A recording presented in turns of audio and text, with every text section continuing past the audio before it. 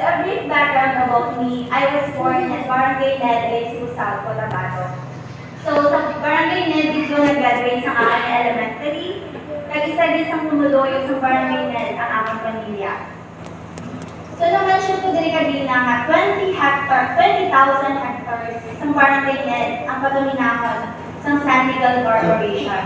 Yes, almost 2 years na po na nag-ooperate ang San Miguel Corporation dito sa Barangay Ned. Siguro para din sa ako ng tema na ini as taga-Ned. So, kaya mo ito ang best na mababot sa inyo ang mga na-experience namin as taga-pumuluyo sa Barangay Ned. So, Barangay Ned for me is just like a paradise. Mga batid na creation din siya ni God.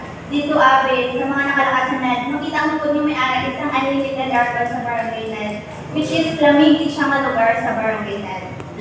Ang water dito is hindi pa contaminated. Very fresh at unlimited food. So, ang life dito is very simple. Mostly nga ginakaon dito is freshly picked from the farm. May access na po dito sa buong sa kuryente. May dalan na po pakato sa syudad. Makamal po po na ang Barangay Ned para sa akin is home din siya para sa akin. Kay dali po abi ko nag-high school sa PN sa Marble. So, ang pinaka-exciting month para sa akin is ang December. Kasi syempre may long vacation. So, every tapos ang Christmas party, magpuli ito sila dito sa bukid para mag-bakasyon. So, gusto ko lang i-share sa inyo subong ang mga changes na nakitaan ko.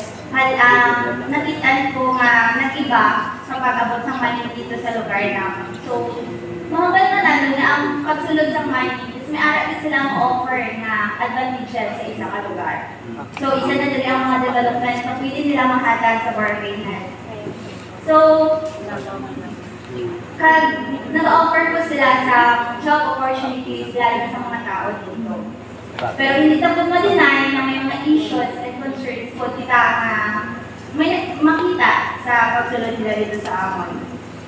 So, siguro ang una nga, issues na concern na nakitaan ko dito. So, last huli ko dito is August this year. So, ang una nga nakitaan ko dito, mga issues o mga nakitaan ko is siguro ang yabok o ang kagahod. So, balaan na naman na halindatin, malinungkit ang Barangay Ned. Pero subong, nabatsagan na din sa katauhan ang yabok o ang kagahod. Tungkol kay adlaw-adlaw is may nag-aari na sa dala namin dito.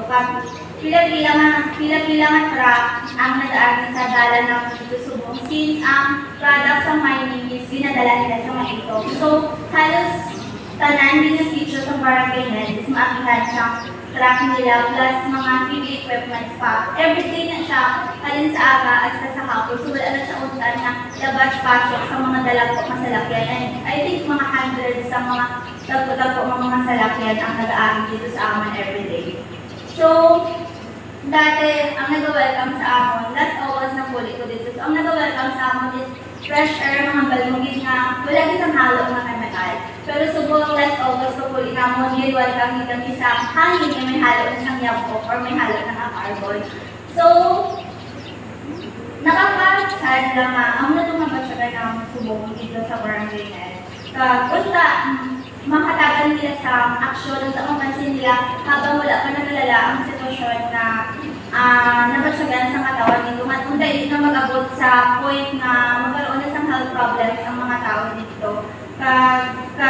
Ang tala ng dito subong is nag-start na po ba? Punta sa pagpadayon sa ilang operation, makita po nila na isa ka concern sa amon nga lugar. So, next na nakitaan ko dito is ang mga landscape sa Barangay Ned. So, makabalik natin na bukid din ang Barangay Ned. So, every time na magpuli ka dito, ang makita mo dito is puro lang green.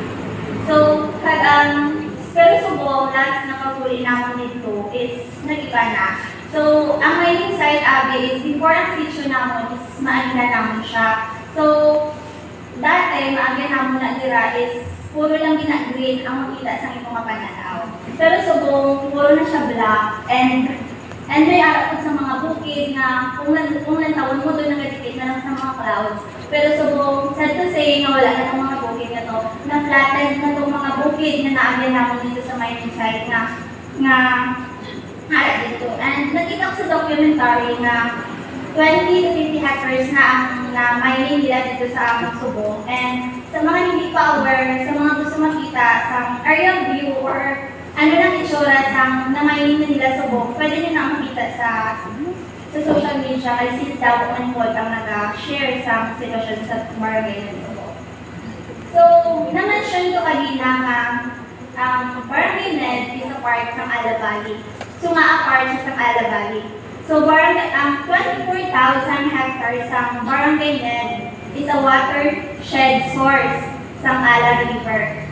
So, ang tinatawag namin na watershed is amo na siyang area kung diin nagadaloy ang mga tubig o ang atong ulan and then magdaloy na sila dala sa water